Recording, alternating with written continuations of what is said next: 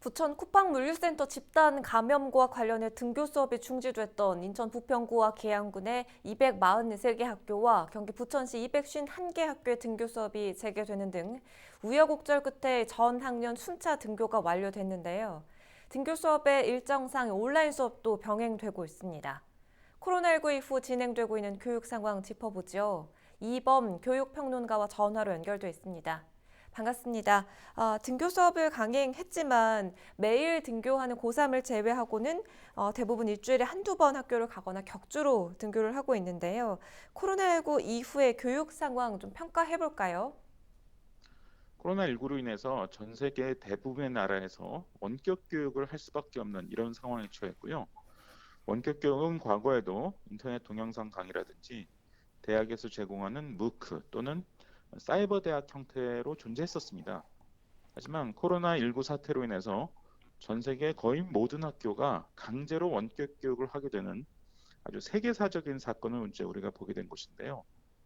우리나라도 온라인 계약을 발표한 지 9일 만에 실제 온라인 계약을 단계적으로 시행을 했고, 다른 나라에 비해서는 온라인 교육의 이 수준이나 질이 비교적 안정적으로 높게 유지되고 있는 상황인 것 음. 같습니다.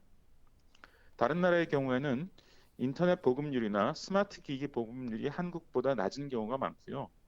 특히 우리나라에는 다른 나라에는 거의 존재하지 않는 EBS나 한국교육학술정보원에서 제공하는 플랫폼이 존재합니다.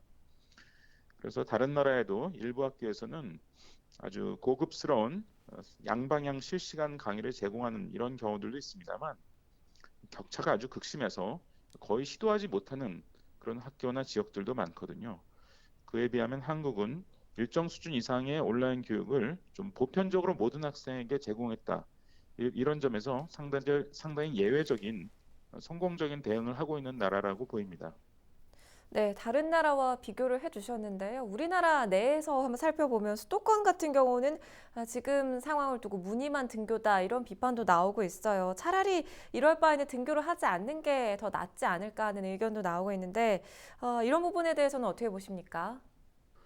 정부는 한꺼번에 모든 학생이 등교했을 때 벌어질 혼란이라든지 또는 방역상의 허점 이런 것을 우려해서 일주일에 1회 이상 등교하되 정확한 횟수는 학교 자율로 정하도록 한 것인데요. 실제로 일주일에 1회만 등교하는 경우는 그렇게 많지는 않고 일주일에 2회 또는 3회 또는 이번 주에 등교를 했으면 다음 주에는 등교하지 않는 이런 방식으로 이제 지금 등교가 이루어지고 있습니다. 이것은 우리나라 말고 다른 나라도 비슷한 사례인데요. 예를 들면 영국 같은 경우는 정부에서 한 학교의 모든 학생의 25% 이상이 동시에 학교에 있지 않도록 해라. 이런 지침을 내려놓고 있고, 향후 일일 확진자 추이 등을 보면서 어, 점차 등교를 더 확대시킬 여부를 결정하게 될 것이라고 합니다.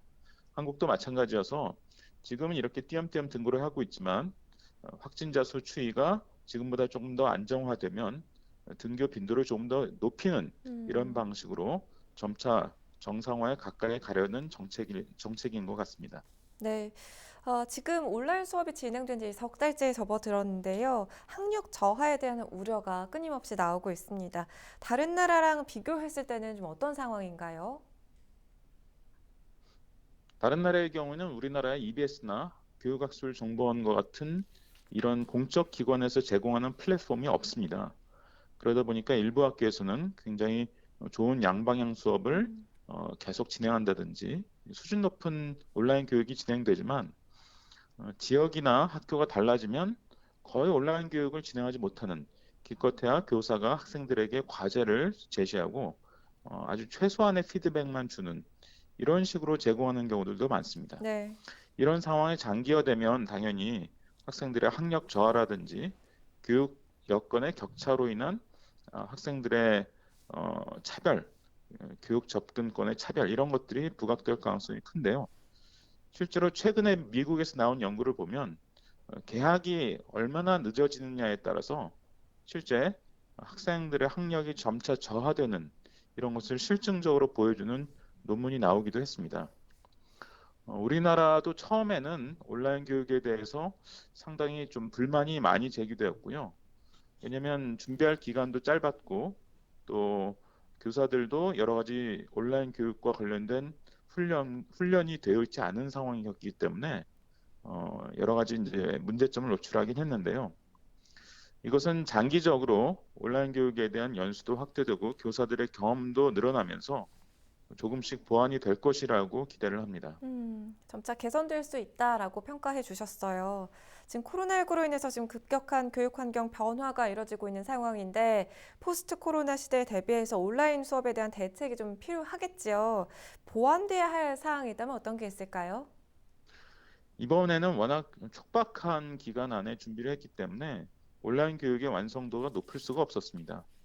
근데 이런 상황, 즉 온라인 교육과 오프라인 등교를 병행하는 상황이 이제 계속 이어진다면 교사들의 숙달도도 높아질 것이고, 그리고 EBS나 교육학술정보원에서 제공하는 이 지원의 수준도 점차 높아질 것이라고 기대를 합니다. 그래서 온라인 교육의 효율도 높아질 것이라고 보이는데요. 다만 온라인 교육의 효율을 높이는 데 좀 한계가 있는 부분이 있습니다. 아무리 온라인 교육을 잘한다 해도 예를 들면 과학에서의 실험 실습이라든지 또는 수행 평가라든지 이런 것은 온라인으로 하기 좀 어려운 이런 측면이 있고요. 또 하나 주의할 부분은 초등, 특히 저학년의 경우입니다. 초등 저학년의 경우에는 온라인 교육을 통해서 교육이 제대로 이루어질지에 대해서 상급 학년에 비해서 확신하기 좀 어려운 이런 상황이기 때문에 이 온라인 교육이 이루어지는 기간이 장기화되면 이 학생들에게 조금 더 큰 부정적인 요인이 나타나지 않을까 이런 걱정을 하고 있는 상황입니다. 잘 알겠습니다. 오늘 말씀 잘 들었습니다. 이범 교육평론가와 이야기 나눠봤습니다.